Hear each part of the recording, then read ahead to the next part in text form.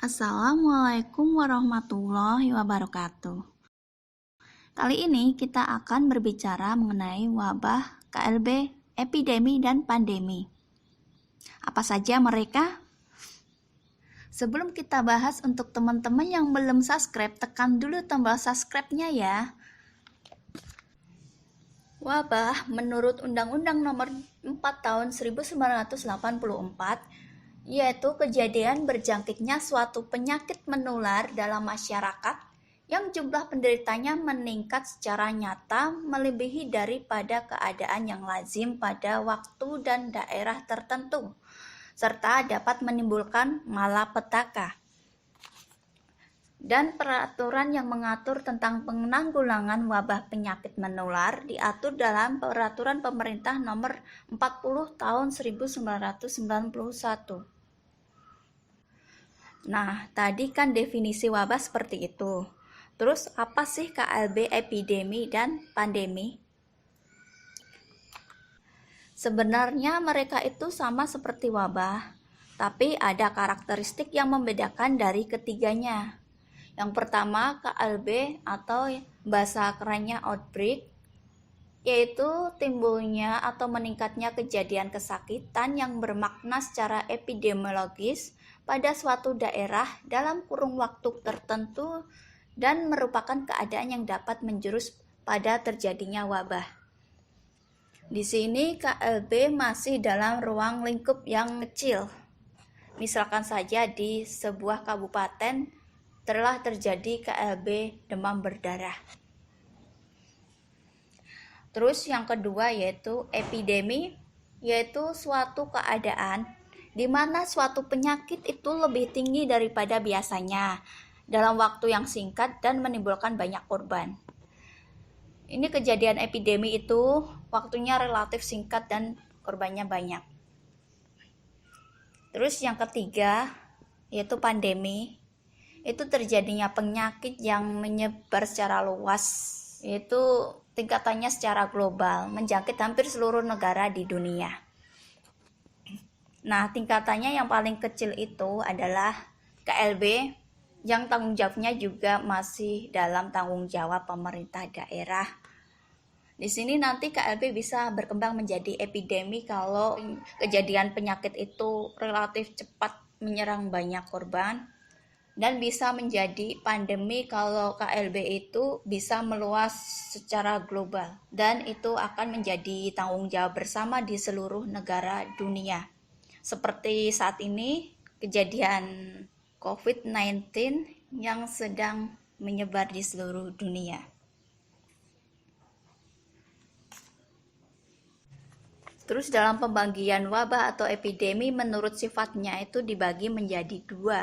Yang pertama yaitu common source epidemic, yaitu terjadinya suatu letusan penyakit yang disebabkan terpaparnya sejumlah orang dalam suatu kelompok secara menyeluruh dan terjadi dalam waktu yang singkat, bisa dalam hitungan jam.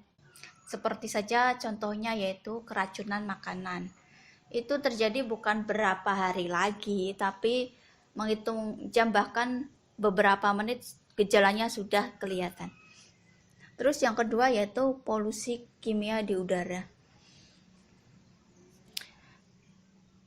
Terus pembagian wabah menurut sifatnya yang kedua yaitu progressive epidemic, bentuk epidemi dengan penularan orang ke orang sehingga waktu lebih lama dan masa berkembang lebih lama, yaitu kejadian suatu penyakit itu bisa menular secara langsung melalui orang ke orang atau melalui perantara vektor, misalkan nyamuk, lalat, atau kecoa.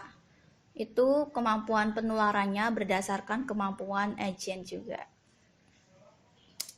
Terus dari kedua sifatnya itu, wabah itu mempunyai 4 bentuk kurva epidemi.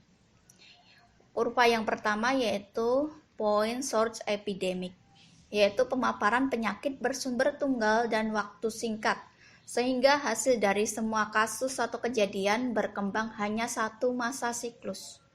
Di sini kita bisa melihat grafiknya yaitu satu grafik menggunung, yaitu masa satu kali siklus dari suatu kejadian penyakit.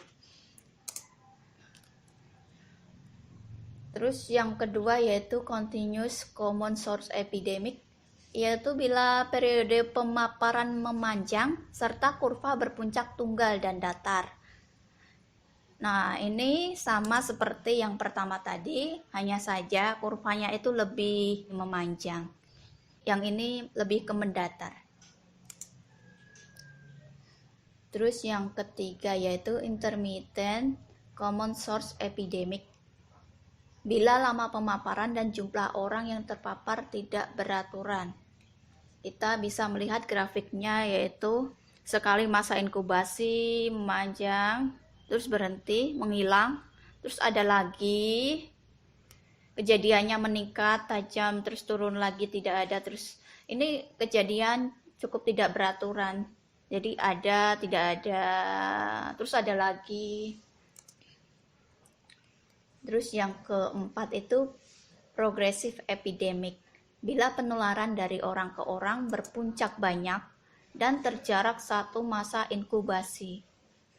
Perbedaan dari yang kurva ketiga tadi terletak pada jaraknya dari inkubasi ke inkubasi itu. Ini lebih rapat tapi jaraknya satu inkubasi selesai, terus muncul lagi, selesai, muncul lagi, langsung disambung-sambung gitu. Perbedaan kurva keempat yang ketiga tadi, yaitu yang ketiga itu munculnya itu tidak beraturan, kadang jaraknya pendek, panjang, terus kalau empat ini jaraknya beraturan. Nah, itu tadi sedikit pemaparan tentang apa itu wabah, KLB, epidemi, dan pandemi.